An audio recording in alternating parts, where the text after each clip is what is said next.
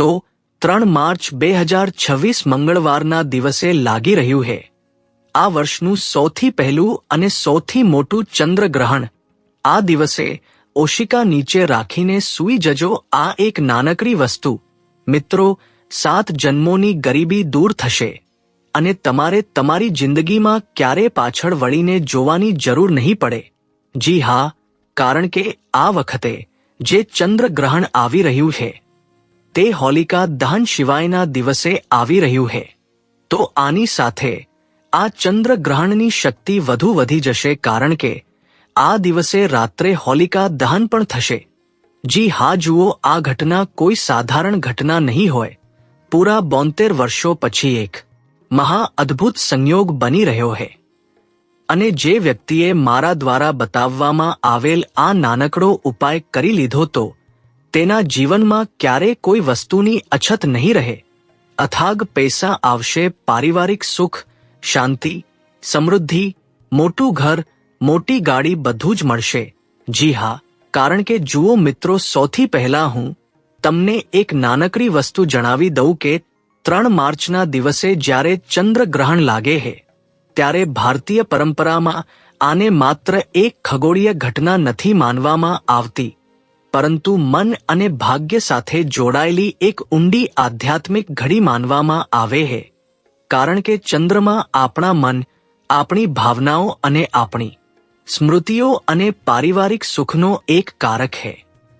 તો જુઓ, સૌથી પહેલા હું તમને ચંદ્રગ્રહણની તે બધી જાણકારી આપી દઉં કે ચંદ્રગ્રહણ ક્યારે લાગશે, કેટલા વાગ્યે લાગશે, ચંદ્રગ્રહણનું સૂતક ક્યારથી માન્ય થશે અને કઈ તિથિએ ચંદ્રગ્રહણ લાગી રહ્યું છે।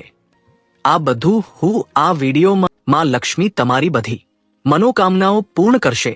માં લક્ષ્મી તમારા ઘરે આ હોળી પર જરૂર પધારશે।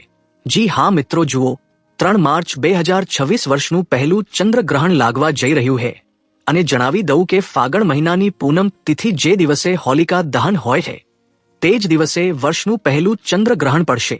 જુઓ, આ ચંદ્રગ્રહણ સિંહ રાશિ અને પૂર્વ ફાલ્ગુની નક્ષત્રમાં લાગવા જઈ રહ્યું છે અને આ ચંદ્રગ્રહણના સમયે સૂતક કાળ નક્ષત્ર ગ્રહ અને રાશિઓની સ્થિતિ શું રહેશે, કઈ વાતોનું ધ્યાન રાખવું જોઈએ અને શેનાથી બચવું જોઈએ, આ બધી વસ્તુઓ પણ હું તમને વિડીયોના અંતમાં જણાવીશ।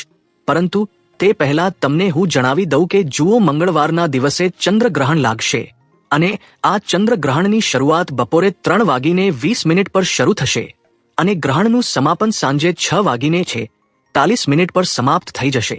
તો કુલ મળીને જુઓ, આ જે ગ્રહણ રહેશે તે ગ્રહણ 3 કલાક 27 મિનિટનું રહેશે અને જુઓ, આ ગ્રહણ ભારતમાં દ્રશ્યમાન થશે। એટલા માટે ગ્રહણ દરમિયાન સૂતક કાળનું પણ વિશેષ મહત્વ હોય છે, કારણ કે આપણા શાસ્ત્રોમાં જે વાતો બતાવવામાં આવી છે તે વાતો સાધારણ નથી હોતી। મિત્રો, ચંદ્રગ્રહણનો સૂતક કાળ લગભગ 9 કલાક પહેલા શરૂ થઈ જાય છે। તો આ અનુસાર 3 માર્ચના દિવસે સવારે 6:20 થી સૂતક કાળ પ્રારંભ થઈ જશે અને સૂતક કાળ દરમિયાન બધા માંગલિક કાર્યો વર્જિત થઈ જશે। મંદિરોના કપાટ બંધ કરી દેવામાં આવશે। આ સમયે ભોજન બનાવવું અને ખાવું, પૂજા પાઠ, હવન, યજ્ઞ, નવા કાર્યની શરૂઆત આદિ ન કરવી જોઈએ। પરંતુ જુઓ, હવે કલિયુગ ચાલી રહ્યો છે। આજના સમયમાં લોકો આ બધી વાતોમાં વિશ્વાસ ક્યાં રાખે છે? આજના સમયમાં લોકો આ બધી વાતોને માત્ર મજાક સમજે છે અને પછી જિંદગીમાં કંઈક ઊંચનીચ થાય છે તો લોકો પોતાની કિસ્મત અને પોતાના ભાગ્યને દોષ દેવા લાગે છે। તો હું તમને જણાવી દઉં કે મિત્રો, તમે ધ્યાન રાખજો। હવે આપણે તે ઉપાય તરફ વધવાના છીએ જે ઉપાય સાંભળવા માટે તમે વિડીયો ખોલ્યો હતો। જી હા મિત્રો, આખરે કઈ તે નાનકડી વસ્તુ છે જે તમારે રાત્રિના સમયે ઓશિકા નીચે રાખીને સૂવાનું છે। જુઓ, આ વસ્તુ કોઈ સાધારણ વસ્તુ નથી। આ વસ્તુમાં માં લક્ષ્મીની વિશેષ કૃપા રહેલી છે। આ વસ્તુમાં 33 કોટી દેવી દેવતાઓના આશીર્વાદ સમાયેલા છે અને આ વસ્તુ તમારા ઘરના કુલ દેવી દેવતા, તમારા ઘરના પિતૃદેવતા સાથે સંબંધ રાખે છે। જી હા, આ વસ્તુ ખરીદવા માટે, આ વસ્તુ લેવા માટે તમારે તમારા ઘરની બહાર નહીં જવું પડે। આ વસ્તુ તમને તમારા ઘરમાં જ મળી જશે। જી હા, જુઓ, આ ઉપાયની જાણકારી તમને કોઈ પણ શાસ્ત્રમાં અને કોઈ પણ પુરાણમાં નહીં મળે। આ વાત તમે જાણી લેજો, કારણ કે આ ઉપાય એટલો ગુપ્ત છે કે માત્ર પુરાતન કાળમાં અને પ્રાચીન સમયમાં માત્ર અમુક ઋષિમુનિઓ અને અમુક જ્ઞાનીઓને જ આ ઉપાયની જાણકારી હતી. જો કે આ ઉપાય તેમણે માત્ર પોતાના અમુક શિષ્યોને જ બતાવ્યો હતો. તો જો આ ઉપાય તમારા કાન સુધી પહોંચી રહ્યો છે, જો તમે આ ઉપાય સાંભળી રહ્યા છો, તો સાક્ષાત માં લક્ષ્મીએ તમને પસંદ કર્યા છે. કારણ કે મિત્રો જુઓ, આ વખતે જે ચંદ્રગ્રહણ લાગવાનું છે તે ચંદ્રગ્રહણની શક્તિ હજુ વધુ તેજ થઈ જશે, કારણ કે તે જ દિવસે હોલિકા દહન પણ છે. જી હા, હવે હું તમને જણાવું છું કે જુઓ, ઉપાયથી સંબંધિત સાવધાનીઓ પણ સાંભળવાની છે, ઉપાયથી સંબંધિત નિયમ પણ જાણવાના છે અને ઉપાયથી સંબંધિત સંકલ્પ પણ તમારે લેવા પડશે. કારણ કે કોઈ પણ ઉપાય હોય, કોઈ પણ પૂજા પાઠ હોય કે કોઈ પણ અનુષ્ઠાન હોય, જ્યાં સુધી તેનાથી સંબંધિત સંકલ્પ, તેનાથી સંબંધિત નિયમ, તેનાથી સંબંધિત સાવધાનીની ખબર નથી હોતી, તો તે ઉપાય ઉલટી અસર પણ કરી શકે છે, નકારાત્મક પ્રભાવ પણ આપણને દેખાઈ શકે છે. એટલા માટે જુઓ, હું તમને જણાવી દઉં કે માત્ર ઉપાય સાંભળીને જ તમે તમારી મહેનતને છોડી ન દેતા. કારણ કે ઉપાય સાંભળ્યા પછી જે સૌથી મહત્વની વસ્તુ છે, ઉપાય કર્યા પછી જે સૌથી ખાસ વસ્તુ છે, તે એ નિયમ, સાવધાનીઓ અને સંકલ્પ. તો તમે ધ્યાન રાખજો મિત્રો. જુઓ, જ્યારે ચંદ્રગ્રહણ હોળીના દિવસે આવશે ત્યારે કેટલાય જ્યોતિષીઓ આને વિશેષ સંયોગ પણ માનશે. કારણ કે એક તરફ ચંદ્રમા પર રાહુની છાયા અને બીજી તરફ અગ્નિનું શુદ્ધિકરણ. તો આ જે ઘટના હશે મિત્રો, આ ઘટના મન અને કર્મ બંનેની પરીક્ષા માનવામાં આવશે. તો આવા સમયમાં જો વ્યક્તિ પોતાની અંદરની નકારાત્મક વિચાર, ગરીબીનો ડર, અસફળતાની ભાવના અને જૂની રૂકાવટોને ઓળખી લે અને તેને છોડવાનો સંકલ્પ કરી લે, તો આ સમય તેના જીવનમાં સૌથી મોટો ફેરફાર લાવી શકે છે. જુઓ, આજના સમયમાં દરેક વ્યક્તિ કોઈને કોઈ દુઃખથી પરેશાન છે. કોઈ વ્યક્તિ વિવાહ માટે તરસી રહ્યું છે, કોઈ વ્યક્તિ સંતાન સુખ માટે તરસી રહ્યું છે, કોઈ વ્યક્તિનો વેપાર નથી ચાલી રહ્યો, કોઈની નોકરીમાં મુશ્કેલીઓ આવી રહી છે, કોઈના પરિવારમાં આએ દિવસે લડાઈ ઝઘડા અને ક્લેશ થાય છે, કોઈની પાસે પૈસા આવે છે પરંતુ રોકાતા નથી, ઘરમાં લક્ષ્મીની કૃપા હોવી પૂરી રીતે બંધ થઈ ગઈ છે, કોઈએ તમારા ઘરની લક્ષ્મીને બાંધી દીધી છે, કોઈએ તમારી બુદ્ધિને બાંધી દીધી છે. તો આ પ્રકારના દુઃખથી આજના જીવનમાં દરેક એક વ્યક્તિ પરેશાન છે. તો આજે હું તમારા તે તમામ દુઃખોનું નિવારણ આ વિડીયોમાં લઈને આવ્યો છું. જુઓ, આવો મોકો વારંવાર નહીં આવે. ચંદ્રગ્રહણ અને હોલિકા દહન બંને એક સાથે. કાન ખોલીને સાંભળી લેજો, કઈ તે વસ્તુ છે જે રાત્રે સૂતા પહેલા ઓશિકા નીચે રાખવાની છે. તો જણાવી દઉં મિત્રોને કે કહેવામાં આવે છે કે ગ્રહણના સમયે બનેલો યોગ મનને હચમચાવી નાખે છે. અને જો તે દિવસે પૂનમ હોય તો ચંદ્રમાની શક્તિ ચરમ સીમા પર હોય છે. કારણ કે પૂનમનો દિવસમાં લક્ષ્મી સાથે પણ વિશેષ સંબંધ રાખે છે. જી હા, અને તે સમયે જુઓ, છાયા પડવી એ વાતનો સંકેત માનવામાં આવે છે કે હવે જે પણ સંકલ્પ લેવામાં આવશે, જે પણ ઉપાય કરવામાં આવશે, જે પણ મંત્ર, જે પણ વચન બોલવામાં આવશે, તે સીધા મન પર અસર કરશે. એટલા માટે જૂના સમયમાં સાધકો આ ઘડીને સાધનાની ઘડી માનતા હતા. જ્યારે ચંદ્રગ્રહણ લાગતું હતું ત્યારે સાધકો પૂજા પાઠ, જપ તપ અને નામ જાપ કરતા હતા. તેઓ કહેતા હતા કે જે વ્યક્તિ ગ્રહણના સમયે મૌન રહે, પોતાના માતા પિતા અને પૂર્વજોનું સ્મરણ કરે, જળનું દાન કરે અને અગ્નિની સામે પોતાની એક ખરાબ આદતને ત્યાગવાનો પ્રણ લેતો, તેના જીવનમાં સ્થિરતા ધીરે ધીરે જ ભલે પણ આવવા લાગે છે. જુઓ, ઘણીવાર મેં તમને સમજાવ્યું છે કે ગરીબી માત્ર ધનની અછત નથી હોતી, પરંતુ ગરીબી વિચારની કમીનું કારણ છે, આત્મવિશ્વાસની કમીનું કારણ છે અને અવસરોને ઓળખી ન શકવાની કમીનું પણ કારણ છે. ગરીબી એટલા માટે જ્યારે તમે કહો છો 7 પેઢીની ગરીબી દૂર થઈ જાય, તો તેનો અર્થ એ પણ છે કે આવનારી 7 પેઢીઓમાં સકારાત્મક વિચાર, સકારાત્મક ઉર્જા, મહેનત અને સાચી દિશાનું બીજ રોપી દેવામાં આવે. જુઓ, ચંદ્રગ્રહણના દિવસે ઘરમાં સાફ સફાઈ રાખવી, બિનજરૂરી ક્રોધથી બચવું અને જૂઠ અને વાદ વિવાદથી દૂર રહેવું અને મનોમન આ પ્રાર્થના કરવી કે જે પણ માનસિક બોજ છે તે હટી જાય. તો આ બધું ખૂબ સાધારણ લાગી શકે છે, પણ આ જ અસલી આધાર છે મિત્રો આ ઉપાયનો. કારણ કે ઉપાયને કરતા પહેલા તમારે તમારી અંદર શુદ્ધતા લાવવી પડશે. જુઓ, આ ઉપાય માત્ર ને માત્ર પવિત્રતાથી જ કરવો જરૂરી છે. કારણ કે તમે જેટલા પવિત્ર રહીને આ ઉપાય કરશો એટલું જ 2 ગણું 3 ગણું ફળ તમને પ્રાપ્ત થશે. તો જણાવી દઉં મિત્રોને કે હવે ધીરે ધીરે તે ગુપ્ત ઉપાય તરફ વધીએ જેને ખૂબ ઓછા લોકો જાણે છે, પરંતુ તે પહેલા એક વાત સમજી લો કે કોઈ પણ ઉપાય ત્યારે જ કામ કરે છે જ્યારે તેની સાથે તમારું આચરણ અને સંકલ્પ જોડાયેલો હોય, કારણ કે સંકલ્પ આપણા શાસ્ત્રોમાં ખૂબ મહત્વનો બતાવવામાં આવ્યો છે. તમને જણાવું છું કે માત્ર વસ્તુ રાખવાથી નહીં પરંતુ ભાવનાથી પરિવર્તન આવે છે. હવે ધ્યાનથી સાંભળો જે વસ્તુ હું તમને બતાવવાનો છું. ગ્રહણની રાત જ્યારે સમય નજીક આવે તો એક નાનકડું સફેદ કલરનું કપડું તમારે લેવાનું છે. જો તમને આ ઉપાય સમજમાં ના આવે અથવા તમારા મનમાં કોઈ પણ શંકા રહે અથવા કોઈ પણ પ્રશ્ન રહે તો તમે નિસંકોચ અમને કોમેન્ટ બોક્સમાં પૂછી શકો છો. અને સારું રહેશે કે જો તમે એક પેન અને પેપર લઈને બેસો તો મારા દ્વારા બતાવવામાં આવેલ ઉપાયને તમે સારી રીતે સાંભળી લો અને ક્યાંક લખી લો. તો જુઓ તમારે શું કરવાનું છે. મેં તમને જણાવ્યું છે કે સૌથી પહેલા એક સફેદ સાફ સુથરું પવિત્ર કપડું લેવાનું છે, ઠીક છે? ત્યારબાદ તમારે શું કરવાનું છે કે તેમાં થોડા કાચા ચોખા લેવાના છે. ધ્યાન રહે આ ચોખા ખંડિત ના હોય, તૂટેલા ચોખા ના હોય, પૂરી રીતે પૂર્ણ હોવા જોઈએ ચોખા.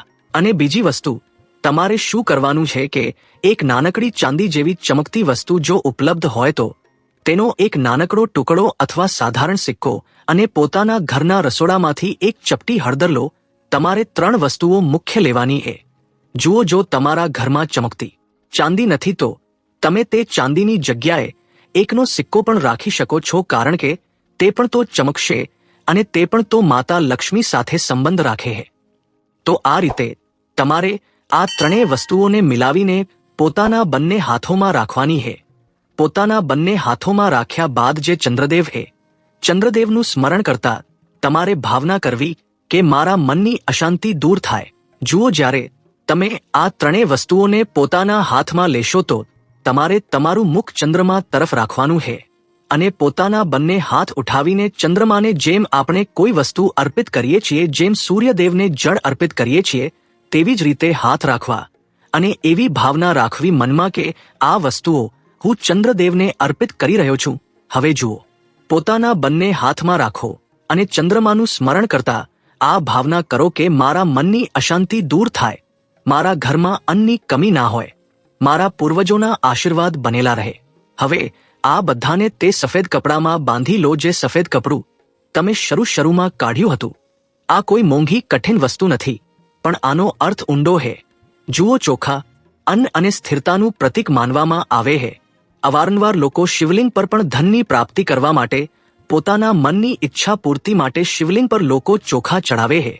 અવારનવાર જેના વિના દરેક એક પૂજા અધૂરી માનવામાં આવે છે.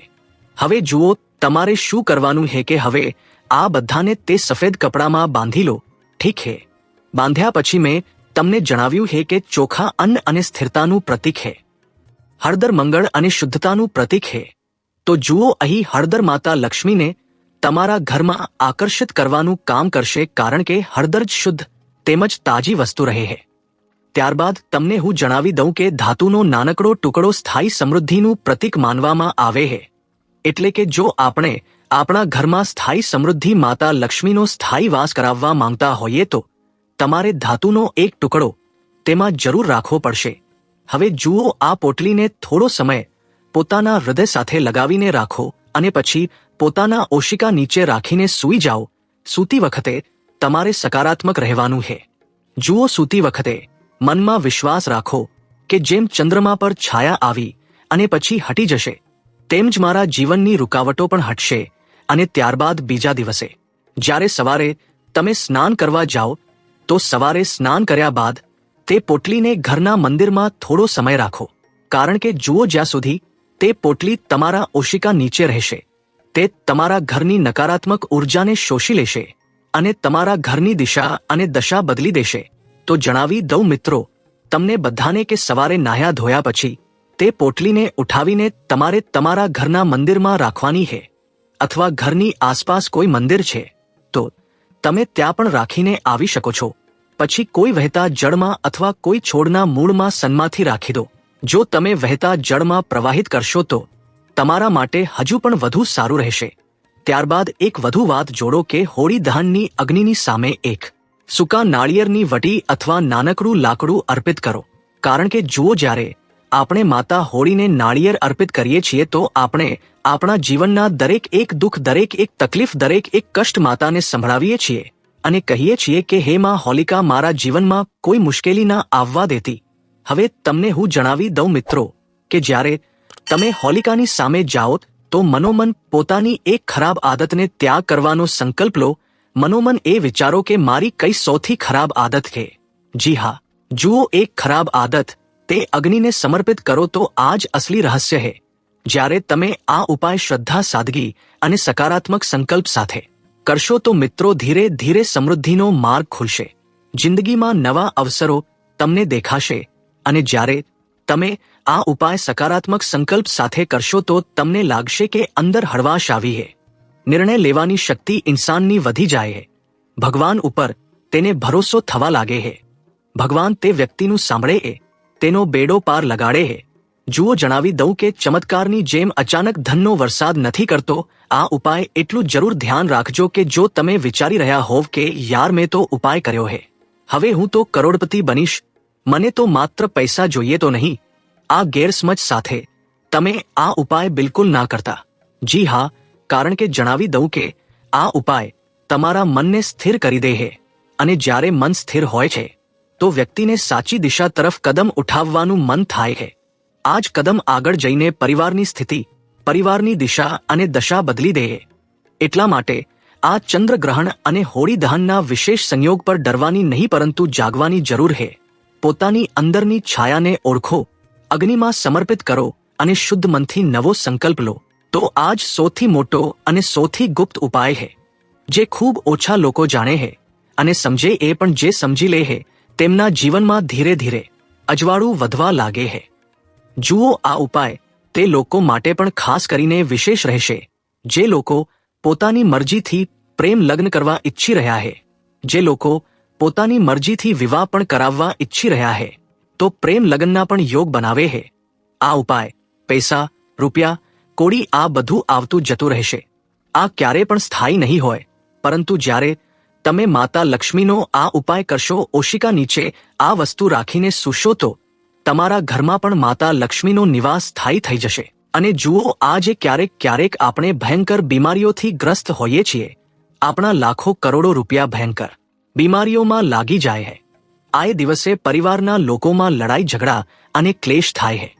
તો તમે આ ઉપાય જરૂર કરજો. અને મેં તમને જણાવ્યું છે કે તમારે તમારું મન કેવું રાખવાનું છે, કારણ કે મનનું થાય તો સારું અને ના થાય તો હજુ પણ વધુ સારું. તો પોતાનું મન બિલકુલ શાંત, બિલકુલ સાફ અને પવિત્ર રાખો. તો મિત્રો જુઓ, હું તમને જણાવી દઉં કે આ વિડીયોની સમાપ્તિ અહીં જ થાય છે. જો વિડીયો તમને સારી લાગી હોય તો અમારી આ વિડીયોને લાઈક જરૂર કરી દેજો. કોમેન્ટ બોક્સમાં જય માં લક્ષ્મી ચોક્કસ લખી દેજો.